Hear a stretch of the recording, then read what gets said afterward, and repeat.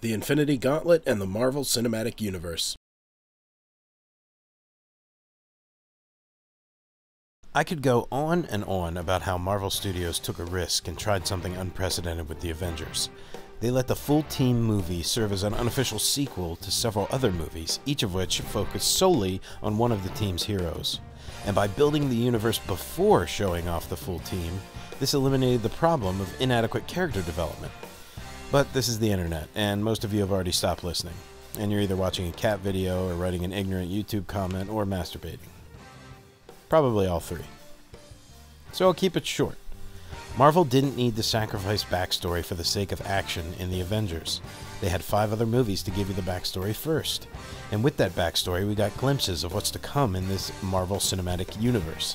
And that big, huge, overarching story is the Infinity Gauntlet.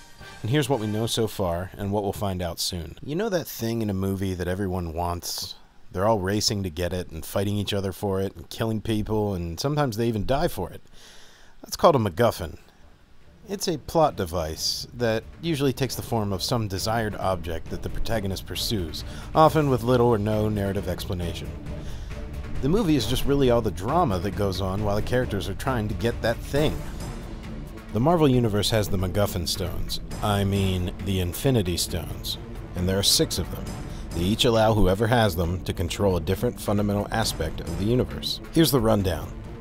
No, not that rundown. The Reality Stone grants the bearer the power to alter the fundamental laws of the universe. The Time Stone grants the bearer total control over all aspects of time, including time travel, stopping, speeding up, or slowing down time, the ability to see into the past or the future, and the ability to accelerate or decelerate aging. The Mind Stone grants the bearer unlimited manipulation of psionic and psychic abilities, including empathy, telepathy, and telekinesis. The Power Stone. Not that Power Stone. Fine, the Power Gem.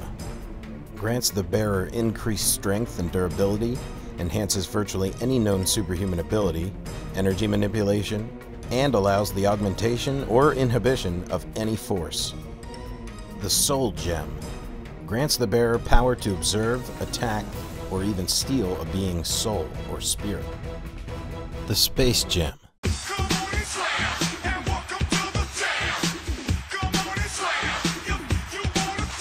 That is it, I fucking quit.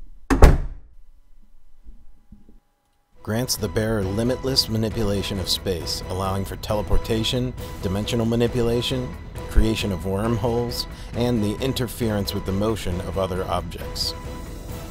And obviously, the more stones that you can get your hands on, the more stoned you become. Powerful you become.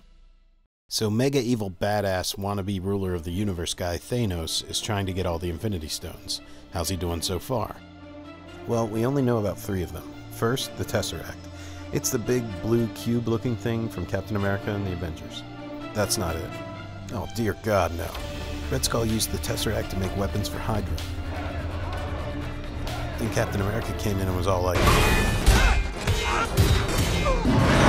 And then Red Skull tried to get away, but the Tesseract went apeshit and sucked him into another dimension. The Tesseract is the Space Stone. There's more evidence at the beginning of the Avengers when the Tesseract opens up another wormhole and out pops Loki. So where is it now? Iron Man's dad found the Tesseract and gave it to S.H.I.E.L.D. And then during the Avengers, Loki stole the Tesseract from S.H.I.E.L.D. And Nick Fury's all like, "Avengers assemble!" Then Hulk kicks Loki's ass and Thor's ass, and then Hawkeye's like, "I got one. Well, see you later." And then Thor takes the Tesseract back to Asgard. So we know the Tesseract is the Space Stone, and it's currently being held in Asgard. Next is the Ether. It's that weird-looking blood-red liquid evil shit that the Dark Elves use in Thor 2. So Jane found the Ether and decided to touch it for some stupid reason. Thor took it to Asgard, but the elves come and fuck everything up. Asgard is a mess, Jane is gonna die, and Thor is like, "Loki, help me, brother!" Remember how the laws of gravity were messed up when Jane found the portal to the secret Ether place? The ether is the reality stone. But how can a liquid be a stone? Yeah, I don't know. Don't fucking ask me. So Thor takes Jane and Loki to fight Malekith, but Malekith extracted the ether from Jane and bonded it to himself. Didn't matter, because even with the ether, Malekith gets his ass kicked. So where is it now? Since Asgard already has the Tesseract, it's better to not keep two Infinity Stones in the same place, so they give the ether to the Collector. So we know that the ether is the reality stone, and the Collector has it. And finally, the orb. The orb is that little ball-looking thing that Chris Pratt finds at the beginning of Guardians of the Galaxy. Remember the blue guy? No, not that one. Not that one. There you go. He's Ronan the Accuser, and he works for Thanos. Star-Lord and Gamora try to take the orb to the Nova Corps, where Ronan beats their asses and takes it. Then he double-crosses Thanos and keeps it for himself and tries to destroy everyone. The orb is the Power Stone. Remember when Ronan uses it and goes into beast mode and starts fucking shit up with his giant hammer? You should, it was pretty awesome.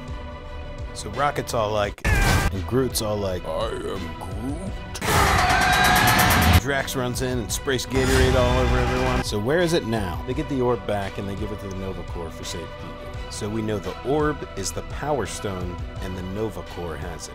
Now that's all that's been confirmed by Marvel. So from here on out, I'm speculating. Hey, what about Loki's staff? Didn't it have a weird blue jewel-looking thing on top? Loki's staff contains the Mind Stone, and there's plenty of evidence to support that idea. He uses it to control people's minds. Just being around it seemed to get the Avengers at each other's throats. And in a scene that seems to get overlooked, you see Loki meditating, the blue orb glowing brighter and brighter, and then the landscape gradually changes and we see Loki now mentally communing with the leader of the alien army on some sort of far-off asteroid. So the gem in Loki's staff is probably the Mind Stone. Hold on, Thanos gave Loki the staff. Would Thanos really risk giving away one Infinity Stone in a gamble to get a second? Well, I don't know, but speaking of Thanos, why does he want these stones so bad anyway? At the end of the Avengers, we saw this. To challenge them is to court death. Thanos is smiling because his minion isn't just referring to the danger, but to the Marvel character Mistress Death.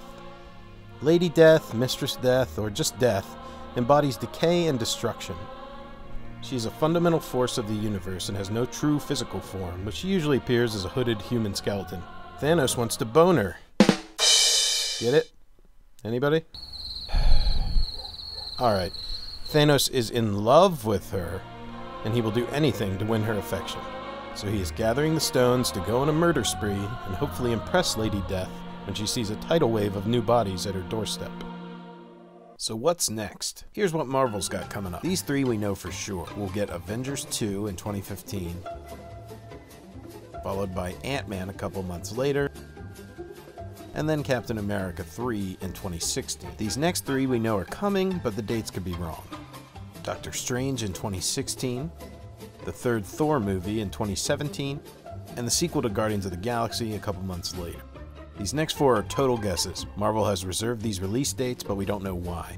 Marvel needs a female superhero with her own movie. This wouldn't even be that far-fetched. Carol Danvers essentially gets her powers from a Kree soldier who was sent to spy on Earth.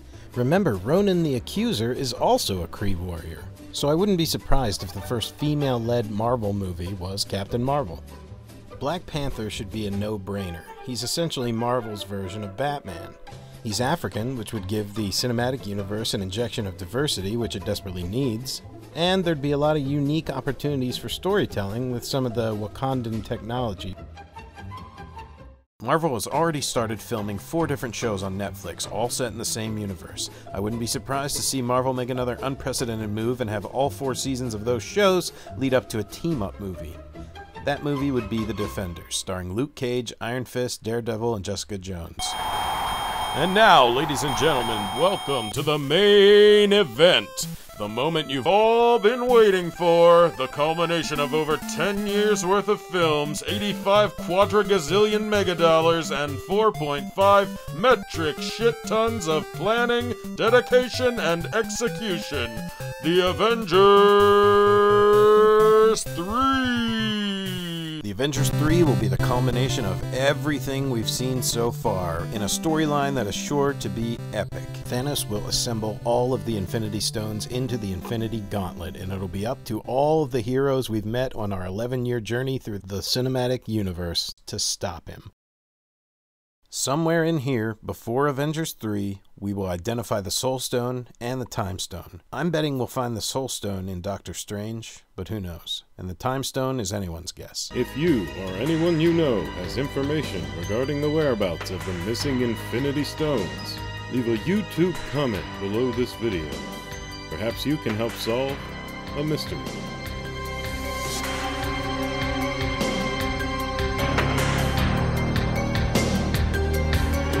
You're probably just gonna have to wait like the rest of us.